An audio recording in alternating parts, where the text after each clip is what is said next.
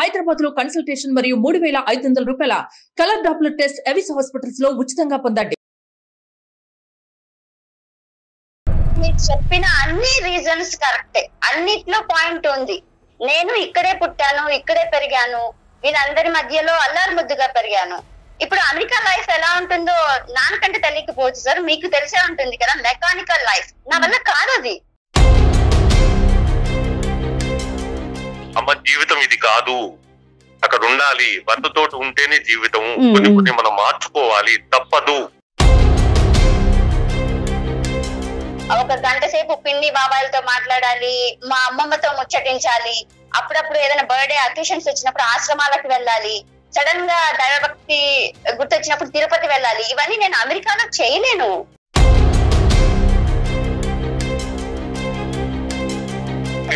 కూతురు ఇంట్లో పెట్టుకున్నాడు, సంసారానికి పంపించలేదు, రకరకాల సొసైటీలో ఉన్నావు. ఏం డాడీ నువ్వు సమాజం కోసం బ్రతుకుతున్నావా, నా కోసం బ్రతుకుతున్నావా? మా అల్లుడు గారి దగ్గర నుంచి ఒక లెటర్ ఒకటి వచ్చిందండి. ఆ లెటర్ చూస్తే ఎలా ఉందంటే అదేదో ఒక విధంగా నాకు ఒక వార్నింగ్ లా నాకు అనిపించింది.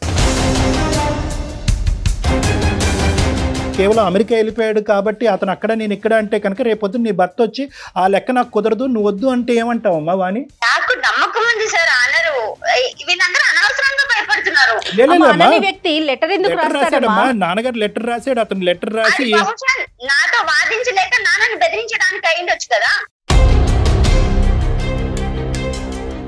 అమ్మాయి ఎక్స్పైర్ అయిన తర్వాత నాన్నగారే మళ్ళీ పెళ్లి చేసుకోవచ్చు. ఆయన ఎందుకు చేసుకోలేదు? ఇప్పుడైతే నాకు అమెరికాలో జాబ్ ఉన్న భర్త చేశాడని బాధను వదిలిపెట్టి వెళ్ళలేను కదా.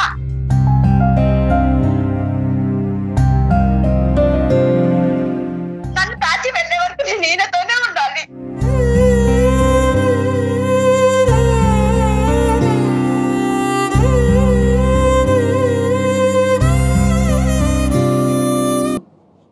నమస్తే కళ్యాణ్ చక్రవర్తి గారు. కళ్యాణ్ గారు ఇండియన్ ఆర్మీలో వర్క్ చేసి రిటైర్ అయ్యారండి. ఆయన పేరు ప్రసాద్. ఆయన మనకు ఒక మెయిల్ చేశారండి. విషయం ఏంటంటే పాపకి పెళ్ళయింది కానీ తన కాపురానికి వెళ్ళనంటోంది. సో దీనికి సంబంధించి ఒకసారి మాట్లాడించండి. అవసరమైతే కౌన్సిలింగ్ కూడా తీసుకొస్తాను నేను. ముందైతే మాట్లాడిద్దాము, మాట్లాడాలి అనేసి అంటున్నారు ఆయన. మరి నెంబర్ ఇచ్చారు, కాల్ చేస్తానండి.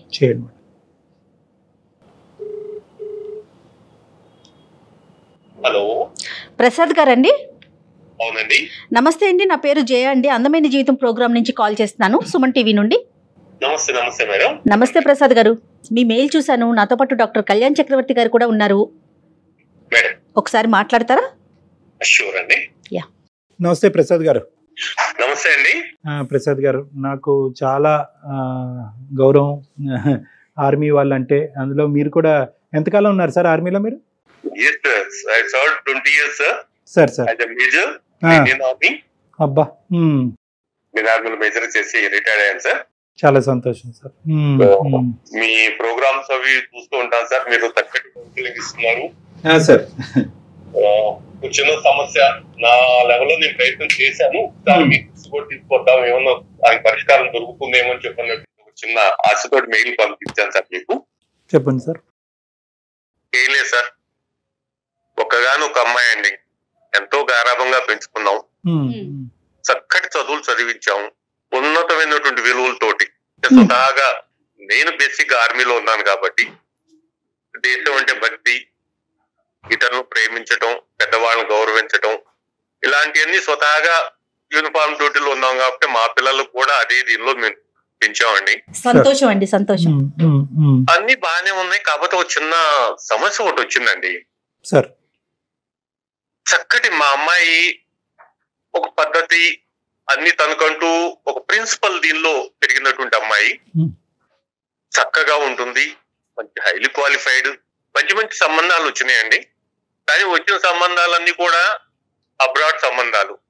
అబ్రాడ్ లో సెటిల్ అయినటువంటి వాళ్ళు లేదా అబ్రాడ్ లో సెటిల్ కావాలి అనుకున్నటువంటి వాళ్ళు, వాళ్ళ సంబంధాలు వచ్చినాయి. అంటే ప్రసాద్ గారు, ఇవాళ రేపు అబ్రాడ్ వెళ్లే సంఖ్య కూడా పెరిగిపోతా ఉంది కదండి. అన్ని కమ్యూనిటీస్ లో ప్రతి ఒక్కరు, ప్రతి ఫ్యామిలీ నుంచి ఒకరు ఇద్దరు అన్నట్లుగా మనం చూస్తానే ఉన్నాం ప్రెసెంట్ అయితే. మీరు చెప్పింది 100% కరెక్ట్ మేడం. కాకపోతే ఏంటంటే తను ముందు నుంచి ఈ దేశం వదిలిపెట్టి వెళ్ళను, మీతోటే ఉంటాను ఎక్సలెంట్ అండి అన్నటువంటి ఉన్నటువంటి తనకు అంత విపరీతమైనటువంటి పిచ్చండి. అంటే నా దేశం, నా వాళ్ళు, నా చుట్టూ ఉన్నటువంటి మనుషులు, నేను ఇక్కడే ఉండాలి, వీళ్ళ మధ్యలోనే పెరగాలి, వీళ్ళతోటే ఉండాలి. అంటే మీరు చిన్నప్పుడు స్కూల్లో ఉన్నప్పుడు కూడా అమ్మ దేశాన్ని ప్రేమించాలి, దేశాన్ని రక్షించాలి, దేశాన్ని కాపాడాలి, దేశాన్ని వదిలి వెళ్ళకూడదు అనే బీజం కూడా నాటుంటారేమో, బహుశా ఆ ఆలోచన ఏమో అంటున్నా. అది కూడా ఒక కారణం కావచ్చండి, కాదని చెప్పంటారు. కాకపోతే కొన్ని వైవాహిక జీవితంలో ఒక మంచి భర్త ఇది అన్నప్పుడు కొన్ని పరిస్థితులకు అనుకూలంగా మనం మలుచుకోవాల్సి వస్తుంది, మారవలసి వస్తుంది కూడా అన్నది అప్పట్లో అంత మేము గ్రహించలేకపోయాం. కాకపోతే ఏంటంటే ఒక మంచి సంబంధం చూసిన దానిలో ఇన్ని వచ్చినా కూడా చూసినటువంటి అబ్బాయి చక్కటి అబ్బాయి అండి, మంచి ఉద్యోగం చేస్తున్నారు, మంచి కుటుంబం, ఎలాంటి ప్రాబ్లం లేదు.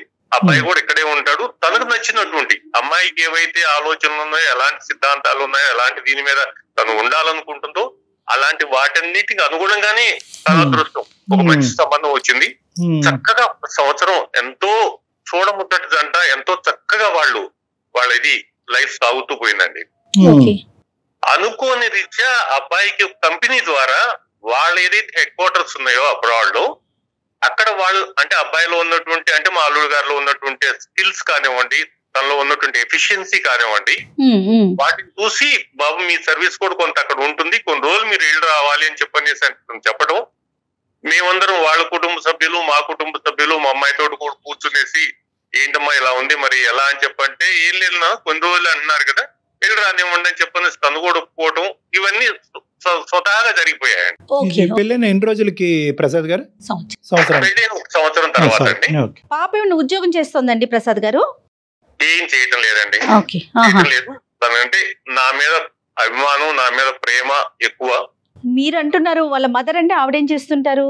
అంటే తను లేదండి, అదొకటి కొంచెం తనకు ఆ లోటు ఒకటి కనపడుతుంది. అది కూడా ఒక రీజను. నేనంటే అంత ప్రేమ. దాంతో పాటు సోషల్ వర్క్ అంటే ఈ ఊరు నాది, మిగతా వాళ్ళు నారు, మా వాళ్ళకి ఏ సమస్యలు ఉన్నా కూడా నేను అందుబాటులో ఉండాలి, నేను చేయాలి. మా వాళ్ళతో పాటు పక్క వాళ్ళకు కూడా సోషల్ వర్క్ లో చాలా చాలా చాలా యాక్టివ్ గా ఉంటుందండి. మనం చాలా తక్కువ మంది పిల్లల్లో చూస్తామండి ఈ లక్షణాలన్నీ కూడా. చాలా వినటానికే చాలా బాగుంది మేడం. నాకు ఒక గర్వపడతానండి. అవునండి, నా కూతురు ఇలాంటి కూతురు నాకుంది, ఇలాంటి కూతురు నేను కన్నాను.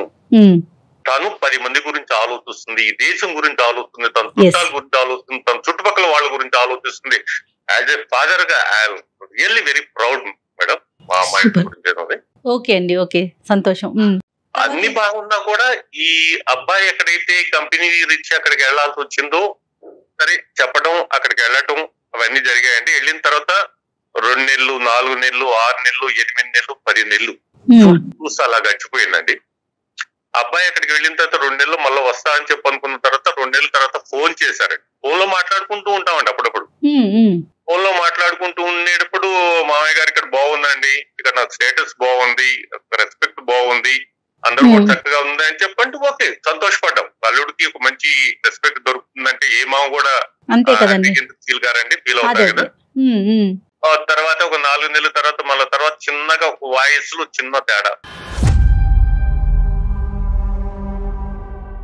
మామయ్య గారు ఇక్కడే ఉండిపోమంటున్నారు, ఇక్కడ ఉంటే నాకు ఇంకా బాగుంటుంది, ఫ్యూచర్ ఎంతో అద్భుతంగా ఉంటుంది, ఒక రెస్పెక్ట్ ఉంటుంది అన్న దగ్గర చిన్నగా ఇది ఉంటే అక్కడ నుంచి నాలో ఒక చిన్న టెన్షన్ స్టార్ట్ అయిందండి. అమ్మాయితోటి మాట్లాడి, అమ్మా అల్లుడు రమ్మంటున్నారు అక్కడికి.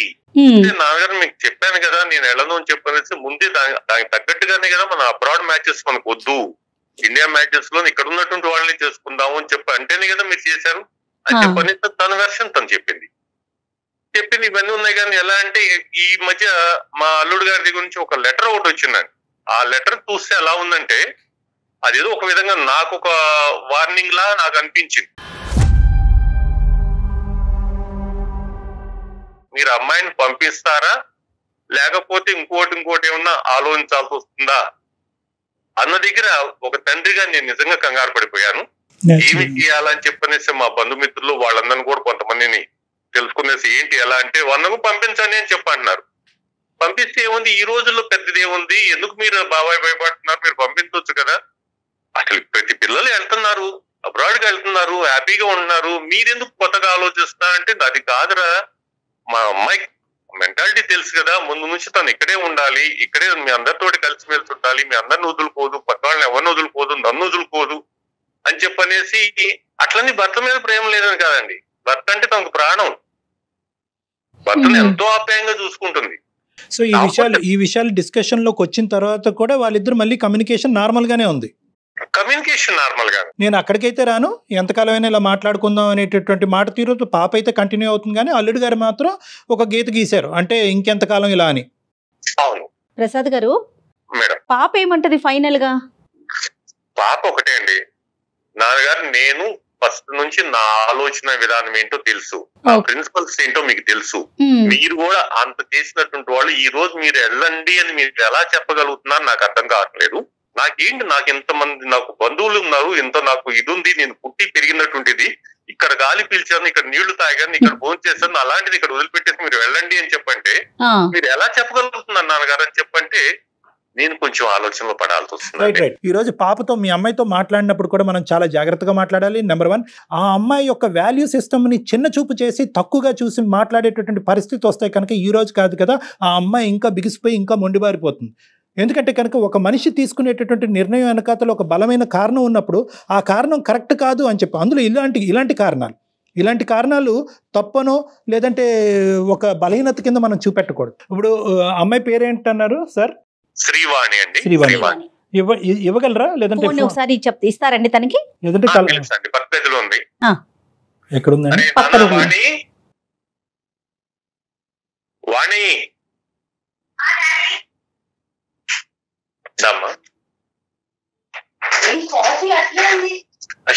ఫోన్ లో ఉన్నాను, కాఫీ తర్వాత మాట్లాడటం. అంటే మనకున్నటువంటి ఏదైతే చిన్న సమస్య ఉందో ఆ సమస్య గురించి నేను డాక్టర్ గారికి మెయిల్ చేశాను, తను మాట్లాడుతున్నారు. అందరికీ తెలియాలని కాదు, ఎలా ఉంటుందంటే ఒక సమస్య నాన్న, సమస్యను మనం ఏంటి ఎలా పరిష్కరించుకోవాలి, నీ జీవితం ఇంపార్టెంట్ ఉన్నారు. ఒకసారి మాట్లాడమ్మా. వాణి, గుడ్ మార్నింగ్ సార్. నమస్తే తల్లి. నమస్తే అమ్మా. నేను నా పేరు డాక్టర్ కళ్యాణ్ చక్రవర్తి అమ్మ. నేను సైకియాట్రిస్ట్ ప్లస్ ఏంటంటే రిలేషన్షిప్స్ అంటే ఇటువంటి సమస్యలు వచ్చినప్పుడు ఏదైనా ఫ్యామిలీ పరమైన ఇష్యూస్ మాట్లాడుతూ ఉంటాము. ఇదేది నిన్ను పబ్లిక్ చేయాలనే ఉద్దేశం ఏమీ కాదు, లేదంటే ఇది పబ్లిక్లో ఉంటేనే ఇష్యూ తేలుతుంది అనే ఉద్దేశం కాదు. కానీ ఈ వేదిక నాన్నగారు ఎంచుకున్నారు కాబట్టి దానికి న్యాయం చేయాలనే ఉద్దేశంతో నిన్ను పిలవమని చెప్పాము. నాతో పాటు అలా ఏం లేదు సార్, అంటే మా మధ్య డిస్కషన్ ఇలాగా రీచ్ చేశారని. అట్లా ఏం కాదమ్మా, అంటే ఒక నిర్ణయం తీసుకోలేక మా దాకా తీసుకొచ్చారు అని. నాన్నగారు చెప్పేది ఏంటంటేనమ్మా, ఇప్పుడు చాలా ఇబ్బందికరమైన పరిస్థితి, అటువైపు బలవంతంగా నీకు పెళ్లి ఇంపార్టెంట్ కాబట్టి నువ్వు ఆ దేశం దాటి ఈ దేశం దాటి అక్కడికి వెళ్ళు అని చెప్పలేనటువంటి పరిస్థితి. అట్ ద సేమ్ టైం ఏంటంటే నీ విలువలకి వ్యతిరేకంగా, ఎందుకంటే నువ్వు సామాజిక అంశాల గురించి నాన్నగారు చెప్పారు. చాలా ఈ రోజుల్లో చాలా అరుదుగా చాలా రేర్గా చూసేటటువంటి ఒక సన్నివేశాన్ని నీ గురించి మాకు చెప్పడం జరిగింది నాన్నగారు. అంటే ఒక విలువలతో కూడినటువంటి ఒక ఆడపిల్ల, ఇంకో డిస్ట్రాక్షన్ లేనటువంటి ఒక ఆడపిల్ల ఈరోజు కేవలం దేశం గురించి అవనియండి, లేదంటే ప్రాంతం గురించి అవనియండి, లేదంటే కుటుంబ సభ్యుల గురించి అవనియండి, ఈ దేశాన్ని నమ్ముకుని ఇక్కడే పుట్టాను ఇక్కడే చచ్చిపోతాను అని నీ వయసులో అమ్మాయిలు చాలా అరుదుగా మాట్లాడుతూ ఉంటారమ్మా. ఎందుకంటే అవకాశం వస్తే వీసా ఎంత ఈజీగా వస్తుంది అనేటటువంటి ప్రపంచంలో మనం ఉన్నాం. దేశం దాటాలి అంటే కనుక పెళ్ళే చేసుకోవాలి. ఆ పెళ్ళి ఎలాంటిది, ఎవరు ఎక్కడి నుంచి వచ్చారో అనేది అనవసరం. మనకు వీసా స్టాంపింగ్ పడిపోతుంది ఈ మనిషిని పెళ్లి చేసుకుంటే, వెంటనే విమానం ఎక్కేయచ్చు, దేశం మారిపోవచ్చు అనేటటువంటి అమ్మాయిల మధ్యన నువ్వు పుట్టడం, నీలాంటి వ్యక్తితో మేము మాట్లాడటం అనేది కూడా మా అదృష్టం అమ్మా. నీ ఉద్దేశం ఏంటమ్మా, ఈ పరిస్థితుల్లో నీ ఆలోచన ఏంటో ఒకసారి చెప్పు. నాకైతే ఇది ఒక ప్రాబ్లం అనిపించట్లేదు సార్, ఎందుకంటే నేను ఆల్రెడీ చెప్పేశాను, మేము విడిపోలేదు, ఊరికే అక్కడ ఉన్నారు తను, మా ఇద్దరి మధ్య అండర్స్టాండింగ్ బానే ఉంది. కాకపోతే నా ప్రాబ్లం ఏంటంటే నేను ఇక్కడే పుట్టాను ఇక్కడే పెరిగాను, అమ్మమ్మలు పిన్ని బాబాయిలు వీళ్ళందరూ నేను లేకుండా ఉండలేరు. అఫ్ కోర్స్ వీళ్ళు నన్ను పంపాలని చూస్తున్నారు కానీ నేను లేకుండా వీళ్ళు ఉండలేరు. ఇది ఎలా చేస్తున్నావు డాడీ నువ్వు అంటే, అసలు ఏదో మా మధ్య ప్రాబ్లం ఉన్నట్టు చెప్పావా ఏంటి? అలా కదమ్మా, వాళ్ళు చూస్తూ ఉండలేరు ఉండలేకపోవచ్చు వాళ్ళు కాదు, ఇప్పుడు నువ్వేంటి నీ జీవితం ఉన్నాను కదా, తను వస్తారు కదా. నాతో ఉండటం జీవితం కాదు కదా తల్లి. ఇప్పుడు నీకు భర్త ఉన్నాడు, నువ్వు అక్కడికి వెళ్ళాలి, నువ్వు సంతోషంగా ఉంటేనే కదా మేమందరం సంతోషంగా ఉండేది. నువ్వు సంతోషంగానే ఉన్నాను. ఎలా ఎక్కడున్నావు సంతోషంగా? భర్తతో లేకుండా ఉండేటువంటి జీవితం సంతోషంగా ఉంటుందా? అరే అలా అని మిమ్మల్ని అందరిని వదిలిపెట్టిపోయి నేను సంతోషంగా ఉంటానా? మేము ఒక్కళ్ళమే కాదురా. అమెరికా అంటే ఏమనుకుంటున్నావా నువ్వు? పక్కనే ఉంది అనుకున్నావా? అమెరికా అంటే నీకు ఇష్టం లేదు, వెళ్ళటం ఇష్టం లేదు, నువ్వు చెప్పావు తల్లి, మాకంతా తెలుసు. కానీ ఇప్పుడు ఉద్యోగరీత్యా అబ్బాయి అక్కడికి వెళ్లాల్సి వచ్చింది. చక్కటి అబ్బాయి, నీకు తెలుసు, నువ్వు ఇష్టపడి చేసుకున్నావు, ఎంతో చక్కగా పెళ్లి చేసావు. నువ్వు ఇష్టపడినటువంటి సంబంధమే కదా, బలవంతంగా చేసింది కాదు కదా. సార్ నేను ఆల్రెడీ చెప్పాను సార్ డాడీకి, నేను పెళ్లి ఇష్యూ వచ్చినప్పుడే నేను మీతో ఎలా అయితే గడుపుతానో అలా మీలో ఒకరిగా ఉండే వాళ్ళే కావాలని పర్టికులర్ గా చెప్పాను. అదే జరిగింది. అమ్మా వాణి, ఒక్క నిమిషం, ఇక్కడ ఒక చిన్న తప్పిదం జరిగిందమ్మా. ఎప్పుడు కూడా బహుశా మీ కుటుంబంకి సంబంధించినటువంటి అంశమే కాదు, ఇలాంటి బేసిస్ మీద పెళ్లిళ్ళు చేసేటటువంటి అందరి తల్లిదండ్రులకి నేను చెప్పేది ఏంటంటే, ఈ మూవబుల్ అండ్ ఫ్లెక్సిబుల్ అనేటటువంటి ఈ కండిషన్స్ మీద బేస్ అయ్యి పెళ్లిళ్ళు చేయొద్దు. అంటే ఏంటంటే కంపల్సరీగా మా అబ్బాయి అమెరికా వెళ్తాడు అనే ఉద్దేశంతో పెళ్లి చేసినా తప్పే, ఎక్కడికి వెళ్ళడు ఇక్కడే నాటుకుపోతాడు అనేటటువంటి ఉద్దేశంతో చేసిన. ఎందుకంటే పరిస్థితులు బట్టి ఆలోచనలు, అభిప్రాయాలు, అవకాశాలు బట్టి, ఆపర్చునిటీస్ బట్టి మారుతూ ఉంటాయి. ఈ విషయంలో కూడా జరిగింది. కాబట్టి నాకు కావాల్సింది ఏంటంటే వాణి, నువ్వేమన్నా ఇక్కడ ఇన్సల్ట్గా ఫీల్ అవుతున్నావా? అంటే చెప్పింది ఒకటి, జరిగింది ఒకటి, చేసింది ఒకటి అనే ఉద్దేశంతో నువ్వేమైనా ఇన్సల్ట్ ఫీల్ అవుతున్నావా? లేదా ఈ వాతావరణాన్ని నేను జీర్ణించుకున్నాను, ఈ వాతావరణాన్ని నాలో ప్రతి భాగంలోనూ నా శరీరంలో ఉంది కాబట్టి ఈ వాతావరణంలో పుట్టాను, ఈ వాతావరణంలో చనిపోవాలనేటటువంటి ఉద్దేశమా? లేదంటే ఏకాకిగా ఉన్నటువంటి నాన్ని విడిచి వెళ్ళలేకపోవటమా? బంధుప్రీతి అనేటటువంటి తెగదెంపులు చేసుకుని వెళ్ళలేకపోవటమా? ఏంటి నీ ఉద్దేశం? లేదంటే అమెరికా అనేటటువంటిది చాలా ఎన్నో సముద్రాలు దాటి ఉంది కాబట్టి అది నాకు సంబంధించినటువంటిది కాదు, ఆ ప్రాంతంలోనే, ఆ పాశ్చాత్య దేశంలో నేను ఉండలేననే ఉద్దేశం? ఈ 4 అంశాల్లో ఏంటి, ఏ ఉద్దేశం వల్ల నువ్వు కాదు అని అనుకుంటున్నావు, అంటే వెళ్ళను అంటున్నావు? చెప్పిన అన్ని రీజన్స్ కరెక్టే, అన్నిట్లో పాయింట్ ఉంది. నేను ఇక్కడే పుట్టాను, ఇక్కడే పెరిగాను, వీళ్ళందరి మధ్యలో అల్లారు ముద్దుగా పెరిగాను. ఇప్పుడు అమెరికా లైఫ్ ఎలా ఉంటుందో నాన్నకంటే తెలియకపోవచ్చు సార్, మీకు తెలిసే ఉంటుంది కదా. మెకానికల్ లైఫ్ నా వల్ల కాదు అది.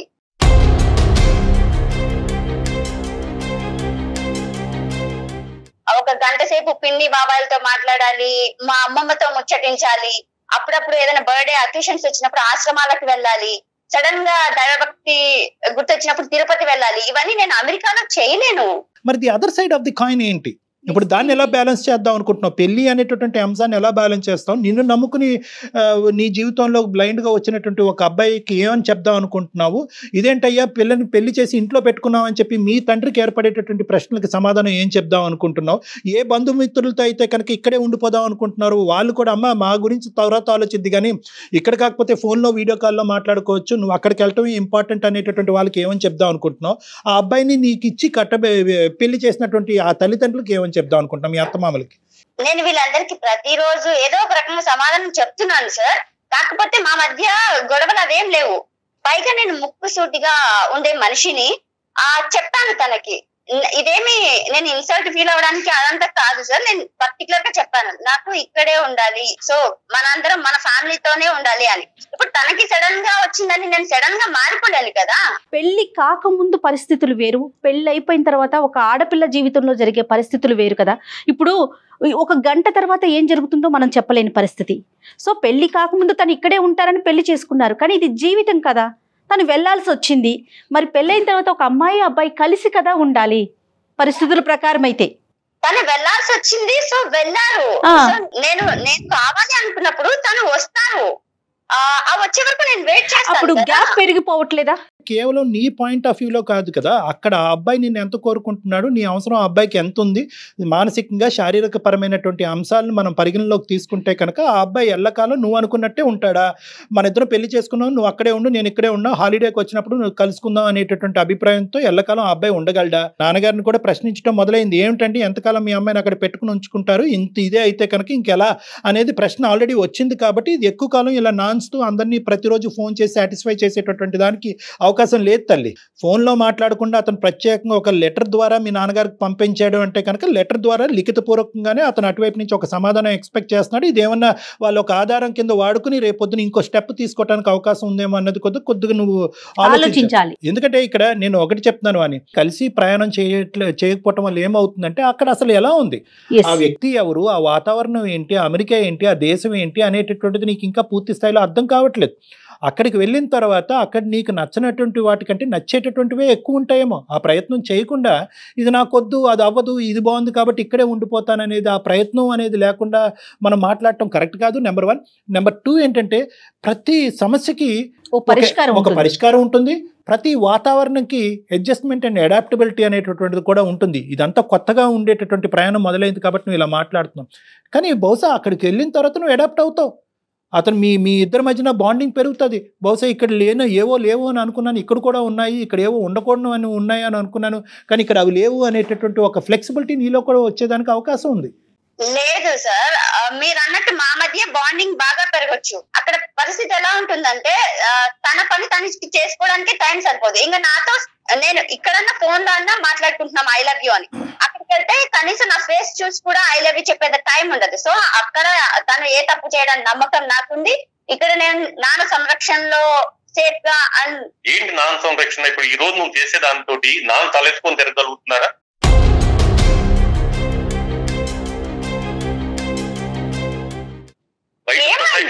బయట సొసైటీలు ఏంటి, వాళ్ళు ఏం మాట్లాడుకున్నారు? పెళ్ళయింది, కూతుర్ని ఇంట్లో పెట్టుకున్నాడు, సంసారానికి పంపించలేదు, రకరకాలు సొసైటీలో ఉన్నాం. సొసైటీలో వాళ్ళు ఏం మాట్లాడుతున్నారు ఆలోచించొద్దా? మేము చుట్టాలు బంధువులు ఇదేం చెప్పన్నారు. వీళ్ళు కాదు, మేము తలకాయకొని తిరగాల. మేము తలకాయకొని తిరగాలంటే నువ్వు భర్తతో ఉంటేనే మేము కొంచెం విలువగా సొసైటీలో మాకు ఒక మర్యాద ఉంటుంది, మాకు ఒక గౌరవం ఉంటుంది, మమ్మల్ని రెస్పెక్ట్. పెళ్లి అనేది డెఫినేషన్ అది కదా. నువ్వు ఆ డెఫినేషన్ పక్కన పెట్టేసి ఈ రోజు కేవలం అమెరికా వెళ్ళిపోయాడు కాబట్టి అతను అక్కడ నేను ఇక్కడ అంటే కనుక రేపొద్దు నీ భర్త వచ్చి ఆ లెక్క నాకు కుదరదు, నువ్వు వద్దు అంటే ఏమంటావు అమ్మా వాణి?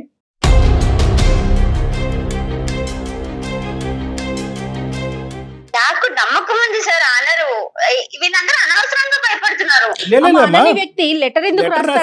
నాన్నగారు లెటర్ రాశాడు, అతను లెటర్ రాసి నాతో వాదించలేక నాన్నని బెదిరించడానికి అయిండొచ్చు కదా.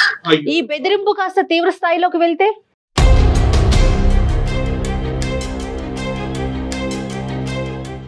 తను ఒక జాబ్ వచ్చి 2 months లో వస్తానని వెళ్ళిపోయి అక్కడికి వెళ్ళిన తర్వాత నాకు ఇక్కడ బాగుంది, నేను ఇక్కడ కంఫర్ట్ గా ఫీల్ అయిపోతున్నానంటే నేను సడన్ గా నువ్వు వచ్చే ఇక్కడ కంఫర్ట్ ఉంది అని నువ్వు చెప్తే ఎలాగా? నాకు అనిపించాలి కదా నాకు ఇక్కడ కంఫర్ట్ ఉంది.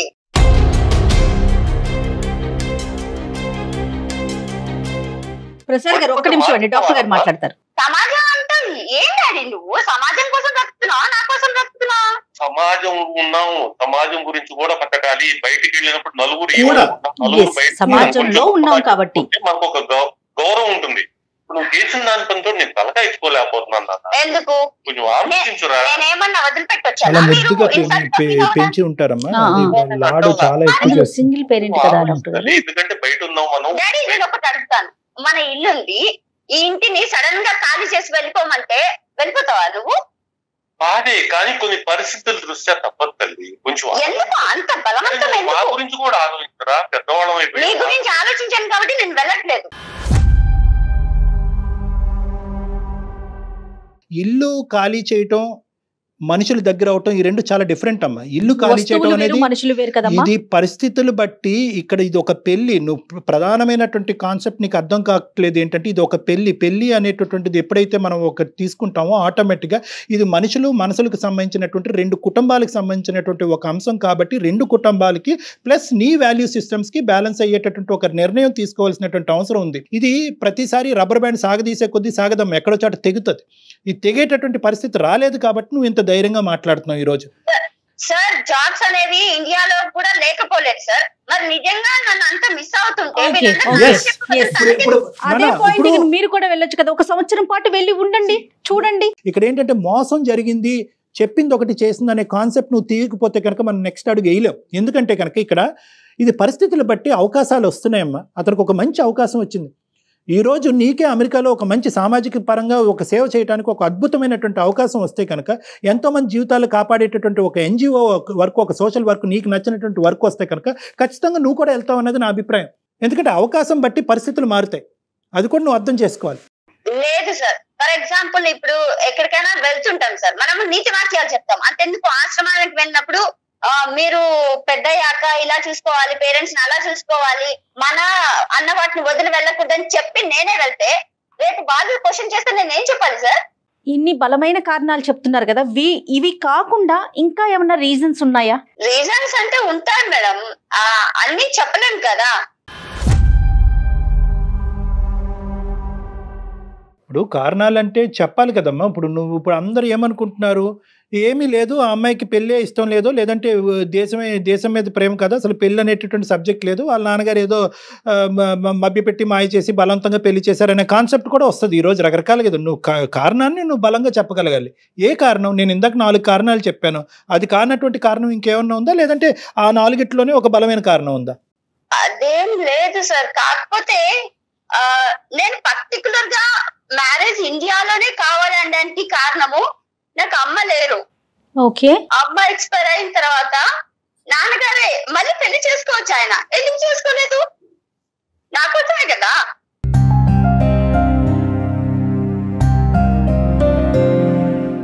ఇప్పుడైతే నాకు అమెరికాలో జాబ్ ఉన్న భర్త వచ్చేసాడు అని ఫాదర్ వదిలిపెట్టి వెళ్ళలేను కదా. నాకు కొన్ని ఉన్నాయి ఇక్కడ. అసలు ఈయన నాకు చాలా వాటికి ఇన్స్పిరేషన్. ఒకవేళ నేను ఇప్పుడు ఇలా మొండిగా ఉన్నంటే అది కారణం మా డాడీదే.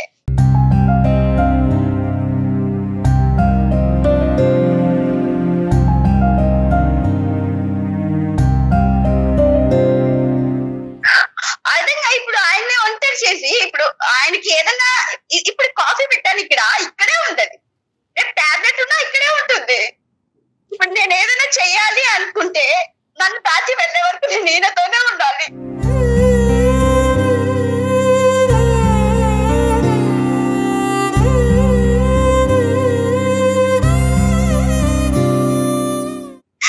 అది ఒక ముఖ్య కారణం. పైగా నాకు ఇక్కడ కొన్ని ఇన్స్టిట్యూట్స్ ఉన్నాయి, ఎంతో మంది అనాథలను చేసిపోతుంటే అది తప్పు అని చెప్పే ఇన్స్టిట్యూట్స్ ఉన్నాయి. ఇప్పుడు అది కాదని నేను వెళ్ళలేను కదా.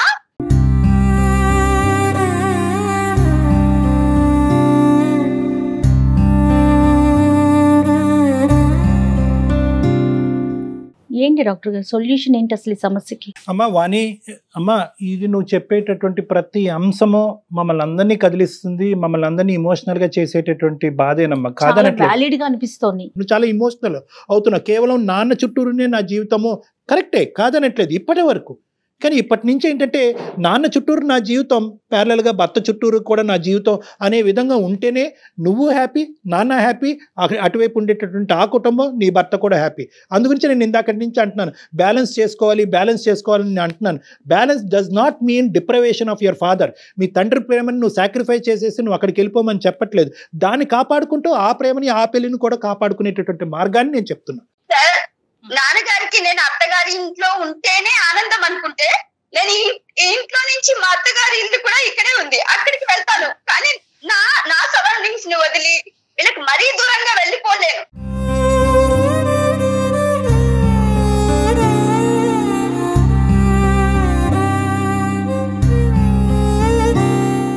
అత్తగారి ఇంటికి వెళ్ళటం గురించి పెళ్లి చేసుకోలేదు, భర్త గారి ఇంటికి వెళ్ళటం గురించి భర్త దగ్గరికి కదా మనం వెళ్ళాల్సింది. భర్త అనే కావాలనుకున్న భర్త నాతో ఉండాలి కదా. అక్కడేదో దానికి ఒక అవకాశం ఇవ్వు వాణి. కంఫర్ట్ దొరికిందని అక్కడికి వెళ్ళి వాణి కాదమ్మా వాణి, లేదు కదా. వాణి మీ సైడ్ నుంచి ఆలోచిస్తున్నారు వాణి. ఇప్పుడు తనకు అక్కడ అవకాశం వచ్చింది, ఒక ఉద్యోగం చేసుకుంటున్నారు, మీరు వెళ్ళండి, ఒక 6 నెలలు 1 సంవత్సరం పాటు ఉండండి. తనకు కూడా ఒక సాటిస్ఫాక్షన్ ఉంటది కదా, నా భార్య వచ్చిందని. ఇప్పుడు ఎలా అవుతుందంటే వాణి, ఇప్పుడు వరకు మీ ఇద్దరి మధ్యన ప్రయాణం చాలా సాఫీగా స్మూత్ గా నడిచింది. ఇప్పుడు ఏంటంటే టెస్టింగ్ టైం. ఇప్పుడు వరకు మీ ఇద్దరు ప్రేమను ప్రూవ్ చేసుకోవటం వేరు, ఇప్పుడు ఈ టెస్టింగ్ టైంలో మీ ప్రేమను ప్రూవ్ చేసుకోవటం. ఆ అబ్బాయి అక్కడ వెయిట్ చేస్తున్నాడు, లెటర్ రాశాడు, నేను ఉండలేకపోతున్నాడు అన్నది, వస్తుందా రాదా అని అంటున్నాడు. ఈ పెళ్లి ఫ్యూచర్ ఏంటి? సో ఇప్పుడు ఏంటంటే ఇప్పుడు నువ్వు ఇంకా ఇది కొద్దిగా కాస్త ఇంకొద్ది సాగదీస్తే కనుక, ఇప్పుడు వరకు మేము ఇంత ప్రేమ అభిమానాలతో ఉంటున్నాం అనేటటువంటి అంశం రేపొద్దున సనగిలుతుందేమో అన్నది నా అభిప్రాయం. సో ఏంటంటే ఇక్కడ ఎక్కువ టైం వేస్ట్ చేయడానికి లేదు. ఈ టైంలోనే నా తండ్రి మీద నాకు ఇంత ప్రేమ అభిమానం ఉన్నా కూడా, భర్త ఈ కుటుంబ వ్యవస్థ మీద లేదంటే పెళ్లి మీద నాకు ఇంత గౌరవం ఉంది కాబట్టి నేను మీ దగ్గరికి వచ్చాను అంటే కనుక అతనికి నీ మీద అతనిలో మార్పు రావచ్చు, అతనికి నీ మీద రిగార్డ్ పెరగవచ్చు. అరే తండ్రి మీద ఉండేటటువంటి ప్రేమను కూడా ఆ అమ్మాయి అక్కడ వదిలేసి నా దగ్గరికి వచ్చిందంటే రేపొద్దున తనకు అవసరమైనప్పుడల్లా తండ్రి దగ్గర పంపించవలసిన బాధ్యత నా మీద ఉంది అనే ఆలోచన అతనికి రావచ్చు. కేవలం ఒక పెళ్లిలో నేను ఇక్కడే ఉద్యోగం చేసుకుంటాననే ఒక అబ్బాయి ఇచ్చేటటువంటి ఒక మాట బట్టి నెక్స్ట్ 60-70 ఇయర్స్ వరకు నేను నా భర్తతో పాటే, భర్త ఎక్కడ ఉంటాడు తండ్రి కూడా ఉంటాడు, తండ్రి ఎక్కడ ఉంటే భర్త ఎక్కడ ఉంటాడు అని కన్ఫర్మేషన్ ఎలా తీసుకుంటాం మనం? అసలు తీసుకోలేని విషయం కదా. అలా ఎవరు ప్రామిస్ చేయకూడదు, ఆ కండిషన్స్ మీద మ్యారేజెస్ అసలు జరగదు. కానీ వాణి ఇక్కడ ఒక్కటి నేను చెప్తానమ్మా, బహుశా ప్రసాద్ గారు ఉన్నారా మీరు లైన్ లో? ఉన్నాను సార్. ఇక్కడ మరీ విపరీతంగా వాణి యొక్క మనసును నొప్పించడం కూడా కరెక్ట్ కాదు. ఎందుకంటే ఈ రోజు కేవలం ఈ అమ్మాయి అక్కడికి వెళ్ళటం ఒకటే ఇంపార్టెంట్ కాదు, మనసు పూర్తిగా ఆ అబ్బాయితో పాటు కాపురం చేసి అక్కడ ఉండటం అనేది ఇంపార్టెంట్. ఇక్కడ ఈ రోజు మనం మభ్యపెట్టి మాయ చేసి బలవంతంగా కౌన్సిల్ చేసి అమ్మ నువ్వు అక్కడికి వెళ్ళాలి అంటే కనుక 10 రోజులు అక్కడ ఉంటుంది, 11వ రోజు ఇక్కడికి వచ్చేస్తుంది. మీ అల్లుడి గారిది పెద్ద మనసు అని 1-10 సార్లు మనం మాట్లాడుకున్నాం కాబట్టి ఈ రోజు మీరు అక్కడికి వెళ్ళి ఉండటం ఒక అవకాశం ఉంటే కనుక డిపెండెంట్ వీసా లాంటిది ఏమన్నా ట్రై చేసుకుని, ఈ రోజు అంటే ఈ రోజు కాదు, వాణి వెళ్ళినటువంటి కొన్ని రోజులకో కొన్ని నెలల వ్యవధికో వాళ్ళిద్దరూ అక్కడ అడ్జస్ట్ అయ్యి ఒక ట్యూనింగ్ అనేది వాళ్ళిద్దరి మధ్యన ఏర్పడిన తర్వాత ఒకప్పుడు మీకు అవకాశం ఉంటే కనుక వీసా పరంగా అది ఫీజిబుల్ అవుతే కనుక మీరు అక్కడికి వెళ్ళి ఉండటం, అక్కడ మీకు కొంతకాలం వాణి అడ్జస్ట్ అయ్యేంత వరకు ఉండటం, లేదంటే మీకు అక్కడ ఏదైనా అదృష్టం కొద్ది ఏదైనా ఉద్యోగ అవకాశం లేదంటే బిజినెస్ అవకాశం వస్తే కనుక అది కంటిన్యూ చేస్తే కనుక బహుశా అది ఒక వాణికి ఒక వెసలుబాటుగా ఉంటుందేమో, ఇది ఒక మధ్యస్థ ఒక డెసిషన్ మనం తీసుకొచ్చేమో అని నాకు అనిపించింది. నువ్వు పర్మనెంట్గా అక్కడే ఉండిపో అనట్లేదమ్మా, కొన్ని రోజులు ఉండు, అప్పుడు అతని మనసులో మార్పు రావచ్చు, లేదా నీకే మార్పు రావచ్చు. ఇక్కడ నువ్వు చేసుకున్నటువంటి పెట్టి పుట్టింది నీ అదృష్టం ఏంటంటే అన్ని విధాలుగా ఫ్లెక్స్, కేవలం అమెరికా రావాలి అనే ఒకే మాట తప్ప మిగతా అన్ని విషయాల్లోని నిన్ను అల్లారు ముద్దుగా నీ పుట్టిల్లు ఎలాగో అలాగే మెట్టిల్లు కూడా అలాగే ఉంది అని చూసుకునేటటువంటి ఒక కుటుంబం చాలామంది ఆడపిల్లలకి ఈరోజు అరుదుగా దొరుకుతుంది. అది నీకు దొరకటం అదృష్టం, దాన్ని ఎక్కువగా పరీక్షించద్దు అని చెప్పి నేను నీకు చెప్తున్నాను. రైట్, అవును.